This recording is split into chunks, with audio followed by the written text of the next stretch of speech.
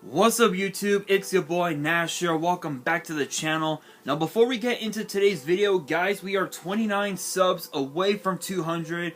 We are drawing closer and closer and closer to the goal day by day. I know we can do it, guys. Maybe we might get to 200 by the end of the summer. Who knows? But as I have said in previous videos, if this channel gets to 200 subs, I will open up this Korean Strike of Neos booster box in its entirety on the channel, on the hopes to potentially pull this guy, Elemental Hero Air Neos. If this channel gets to 500 subs, I will open up this Korean LOB booster box that I got from my partners over at Collector Store, so be sure to check them out. Link and address will be in the description below, on the hopes to potentially pull a Blue Eyes White Dragon, a Dark Magician, a Red Eyes, Celtic Guardian, Mystical Elf, Monster Reborn, Pot of Greed. The possibilities are out there.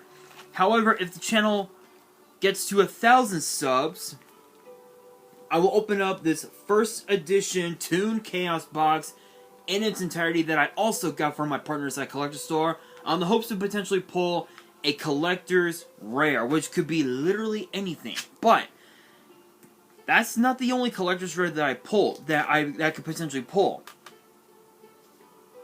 You guys see it, the collector's rare Beat Cop from the Underworld that I pulled out of my Genesis Impact box.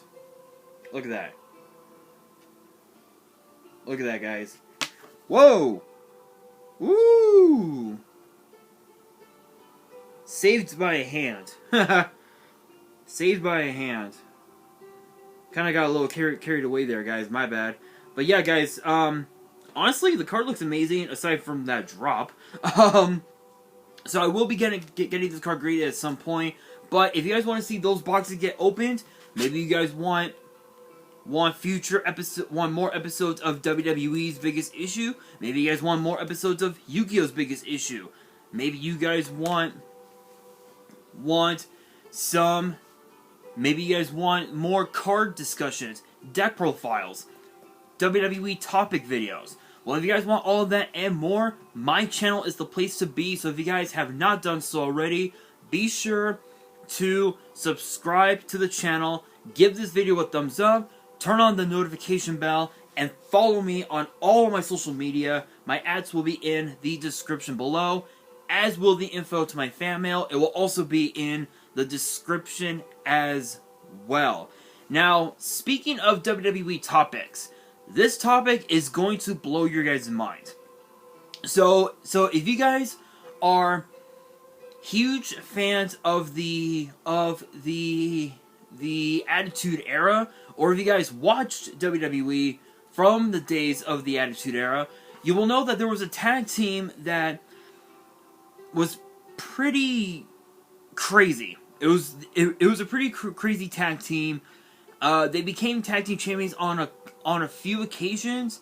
They even competed for the hardcore title at one point in their careers, and they came back and they returned to WWE back in 2016 to compete in a tournament to crown the first ever SmackDown Tag Team Champions, but they lost to Heath Slater and Rhino in the first round. Who, Slater and Rhino, ended up becoming the champions at that point. They were known as Mosh and Thrasher, known as the Headbangers. And apparently,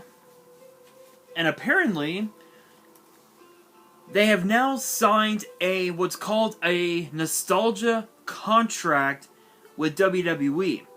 And it appears that they will be producing some brand new merch for said popular tag team known as the Headbangers. As I said, they competed they competed in WWE back in 2016 for only a short while, and Again, the first time we saw them back in WWE, it was on SmackDown in the tournament to crown the first ever SmackDown Tag Team Champions, which were won by the aforementioned Heath Slater and Rhino, who eventually became became the first ever champions. Then they lost to the. Then they ended up losing to the Usos, and also appeared in a 16-man tag team match on the 900th episode of SmackDown, which by that point the Headbangers ended up disappearing once again. It's possible we could see them back, compete in the ring once again, but we don't really know for sure. And for those who are curious about the quote unquote nostalgia contracts, basically they're typically reserved for legacy licensing and for merch, meaning you won't be able to see them compete in the ring. They might show up sporadically, every once in a while for a big event, for Raw or SmackDown or whatever. But that's basically it. As of right now, we don't know if there is any new merch for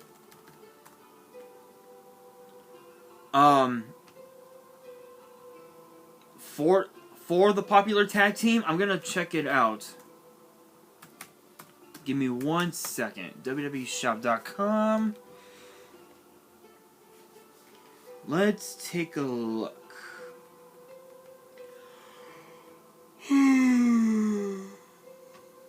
Let's go Superstars.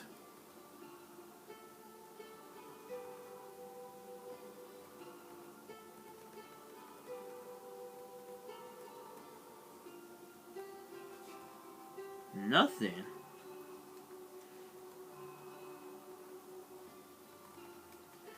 There's like nothing. Let's see. Macho Man, Roddy Piper, Stone Cold, Bliss, Aaliyah, Alpha Academy, Andre Chase, Apollo Crews. Nothing for the Headbangers, I guess. I don't think they released any merch for them.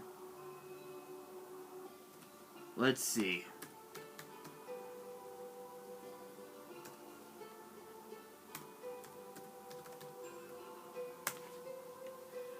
Headbangers. Nope, nothing yet. Okay. I thought so. Okay, so it'll be a while. It'll be a while before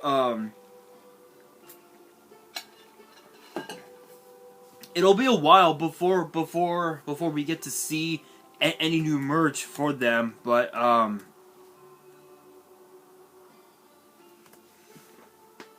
we don't really know. But what I find so interesting is that these guys, again, in WWE, they were just like insane.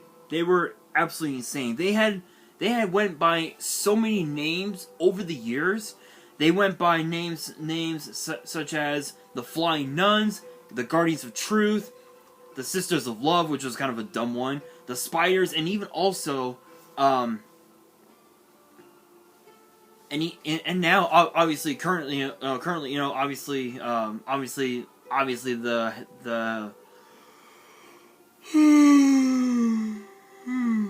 excuse me, the Headbangers, they competed in the NWA, the National Wrestling Alliance, and then of course Eastern Championship Wrestling,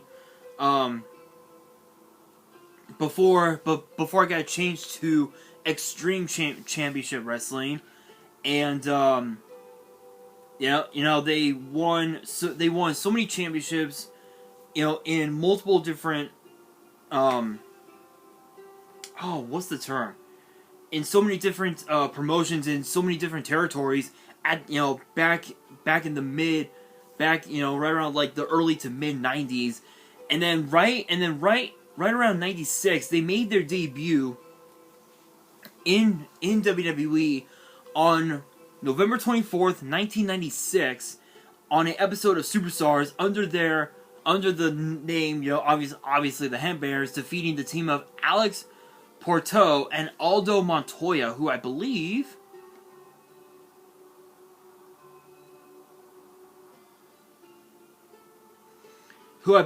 Aldo Montoya was once known as Just Incredible, if you guys remember that name. Again,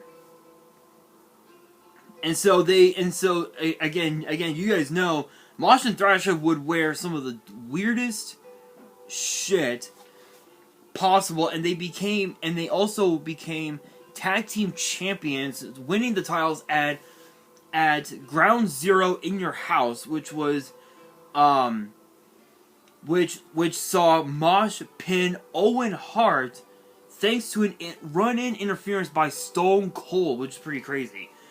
They would end up losing the titles about a month, not too long after that, and and yeah, again, a lot of shit happened when it came to them. As far as the criticism that they got, there's a piece from Wikipedia that actually features that, and that big shout out, no copyrights. I know I shouldn't bring this up, but it says here, years after their departure from WWE, the Headbangers have borne the brunt of criticism by WWE media. One example can be found in a 2007 article in WWE Magazine about the history of WWE champions. The article, criticized wrestlers who are considered not worthy of winning a belt they held. The Headbangers were included in this article for their supposedly poor tag team championship reign. The article suggested that the team had the titles by default since it was in between the eras of the Smoking Guns and the New Age Outlaws. Yeah, I do. Yeah, so just off of that part alone, I heard stories about that. There was a story about how Billy Gunn had attacked his brother Bart Gunn and ended up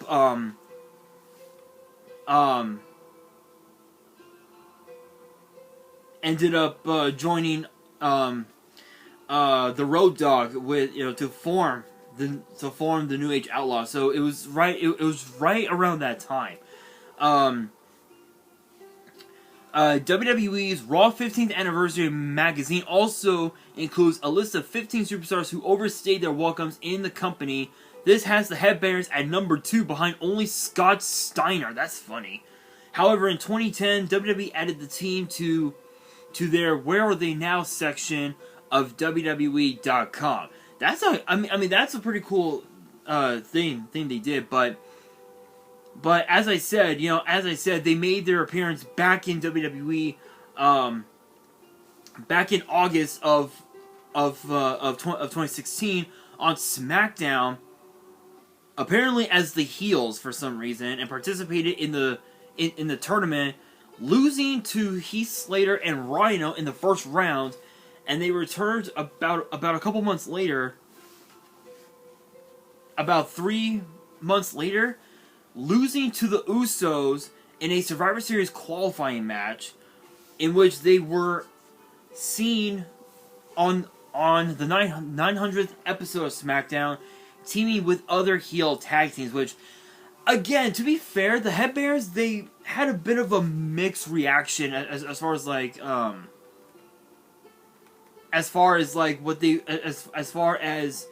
the fan reaction. There was a bit of both. They were cheered, they were booed and whatnot.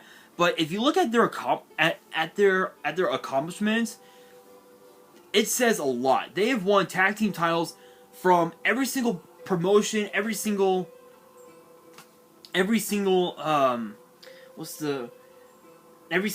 territory that you could think of. Atomic Revolutionary Wrestling Tag Team Champion, Coastal Championship Wrestling, Fighting Evolution Wrestling, Figure Wrestling Federation, Heartland Wrestling Association, Heroes and Legends Wrestling, Independent Professional Wrestling Alliance, the IPWA is how it's pronounced, ICW Insane Championship Wrestling, Street Fight Tag Team Champions, actually, Main Event Championship Wrestling, Maryland Championship Wrestling, National Wrestling Alliance, New England Wrestling Federation, Texas Wrestling Alliance, WWA World Wrestling Association, WWE or WWF, Hardcore Champion, who was actually Thrasher, became the champion. As well, I think Mosh also became champion as well, if I remember correctly. And also the tag team titles and Wrestling for Charity, WFC Tag Team Champion. So that is a grand total of how many titles? Let's see.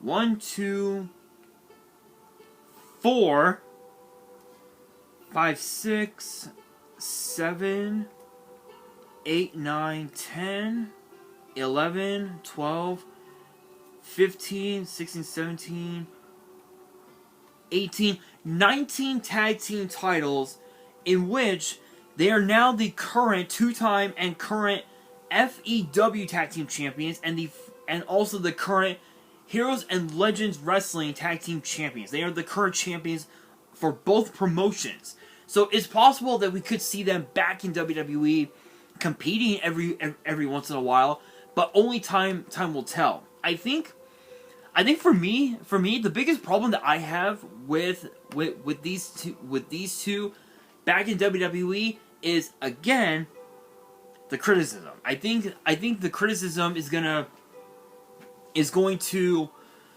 cost them a lot, and seeing them back in WWE, it could be interesting, but it will have its drawbacks.